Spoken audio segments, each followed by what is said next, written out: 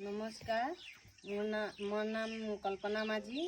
मैं AWPL में काम करीला और मोर जान पहचान है बासंती। मैं उके ब्रेस्ट कैंसर जो है मैं उके AWPL के दवाई दिली। एखन उके जानकारी लेके आई। एखन किरको लागत है किरको नहीं, तो उटाई मैं बासंती से जाने चाहो थी।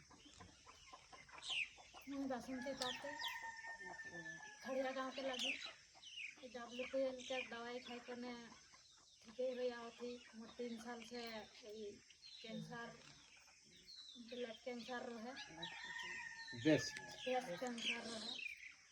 दवाई खाई कर मैं ठीक हो थी। बहुत जगह डॉक्टर को देखा ली, मैंने ठीक नहीं हो रही। लेकिन दवाईटा 1 महीना से इस्तेमाल करती है, थोड़ा मोर ठीक हो गए। खाना पीना भले खाती और मोर बेमारटा ठीक हो जाते घावटा सुखाई आवत। धन्यवाद करो थी दवाईटा।